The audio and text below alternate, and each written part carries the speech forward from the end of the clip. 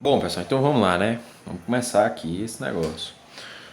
Pegue seu livro aí, abra o módulo é o 1, né? Módulo 1. E abra no M5, capítulo de números complexos, tá? Que é o nosso conteúdo, é o que a gente vai estudar agora, tá bom? E a gente sempre vai manter a mesma linha que vinha fazendo em sala de aula, tá? Número complexo, depois eu pego algum assunto recorrente no Enem e a gente discute um pouquinho sobre ele. Aí número complexo de novo e assim sucessivamente, tá bom? Então vamos embora. Botar aqui, né? Números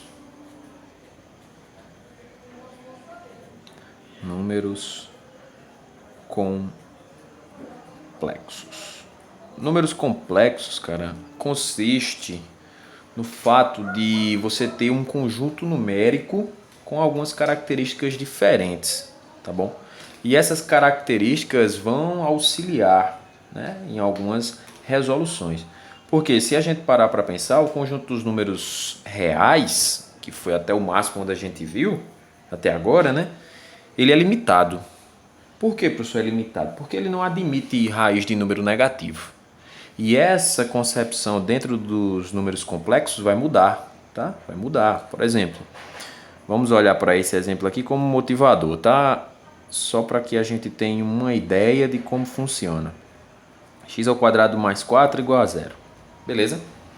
Ué, tá positivo. Vamos resolver essa equação, tá? Positivo passa a negativo. Então, x ao quadrado é igual a menos 4. Tranquilo. Se está ao quadrado, passa com raiz. Então, x vai ser igual a mais ou menos a raiz de menos 4. Tranquilo até aí também. Aí, quando chegava aqui, a gente dizia, não tem como se resolver, porque é uma raiz de índice par e você tem um número negativo dentro. Então, não existe isso aí. E parava.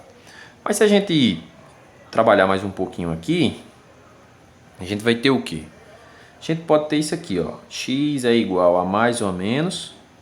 Vocês já viram lá no fundamental que a gente pode separar isso aí como sendo, ó, 4 vezes menos 1. Nada impede, né? 4 vezes menos 1. Beleza? Não tem problema nenhum.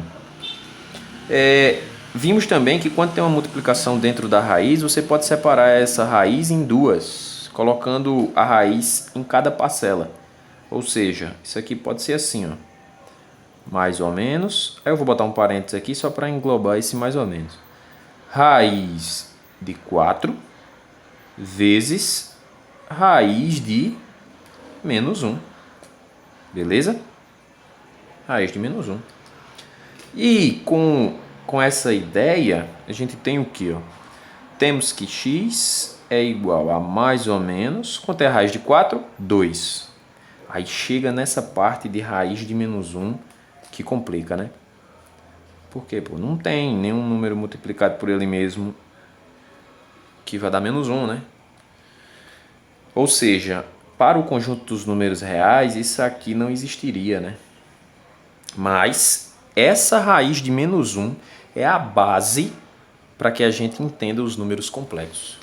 Para que a gente entenda o porquê da necessidade de criar um conjunto dos números complexos, tá bom? Então, essa raiz de menos 1 foi associado, ou melhor, associada a uma letra, tá? Então, essa raiz de menos 1 foi associada à letra I. Ou seja, chamou raiz de menos 1 de I.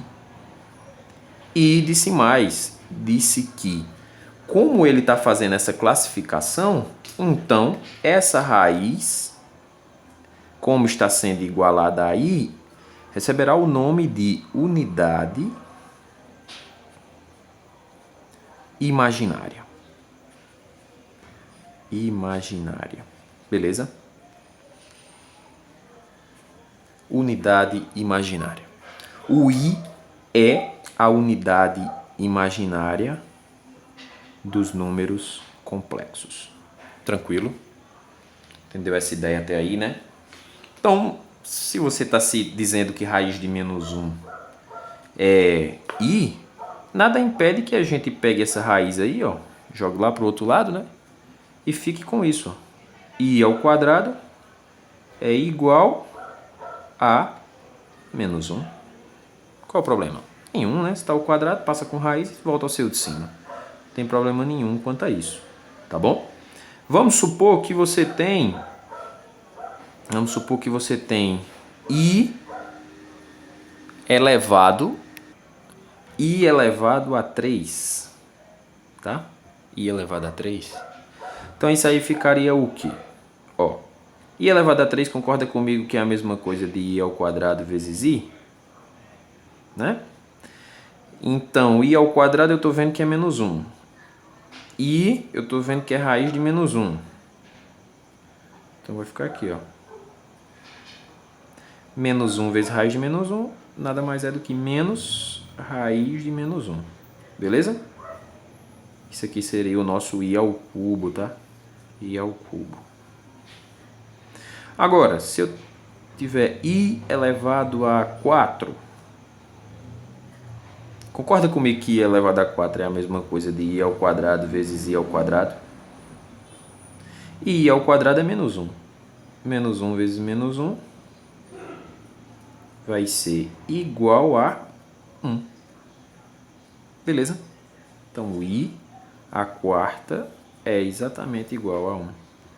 Você diz, professor, por que o senhor está fazendo isso? Para que você observe que vai chegar um determinado expoente que vai existir uma repetição, né? Então você já vai ter um valor bacana que é limitado. Ou seja, vamos supor agora que você tem i elevado a menos 5. A 5, né? Vou até fazer de vermelho, tá? I elevado a 5 igual. Concorda comigo que i elevado a 5 é i elevado a 3 vezes i elevado a 2? Professor, por que o senhor está separando assim, né? Porque, ó, multiplicação de bases iguais, você repete a base e soma os expoentes. Ah, mas aqui eu poderia botar i elevado a 4 e só o i. Poderia. Ia dar a mesma coisa, tá? Não tem problema nenhum. Eu escolhi i elevado a 3, que eu tenho aqui, e i elevado a 2, que eu tenho ali em cima. Se você quiser escolher outro valor, funciona, tá? Não tem problema. Ó, i elevado a 3, a gente tá vendo que é raiz de menos raiz de menos 1.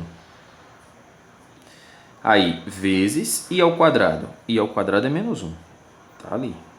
Então, ó, menos com menos dá mais.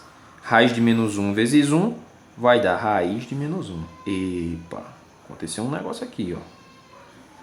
Você está percebendo que i elevado a 5 é o mesmo valor de i? Ou seja, não vou continuar aqui, né? Mas até o último termo, mas eu vou fazer só mais um, que é para você ver que a repetição ela existe, tá? Então você notou que i elevado a 5 é a mesma coisa de i, né? Então vamos ver se isso aqui se repete para i elevado a 6 agora. Tranquilo?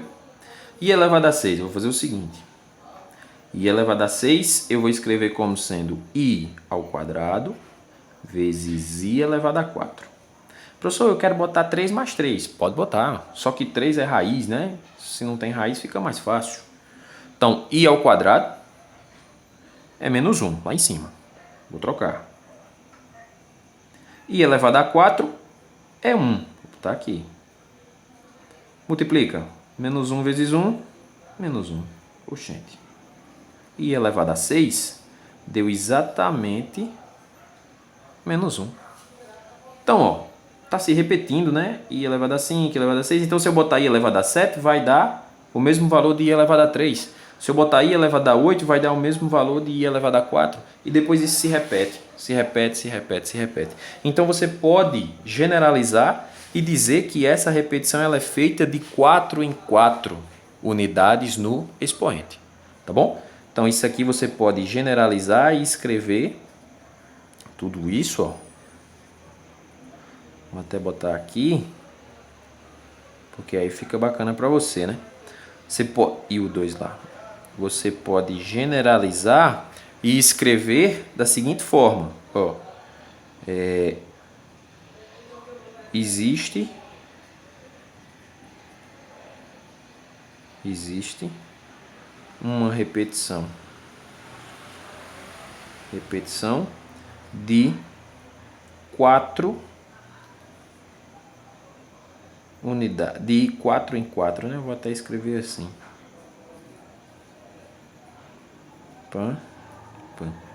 Existe uma repetição de 4 em 4. Tipo assim, vamos entender com exemplos como funcionaria essa ideia, tá bom?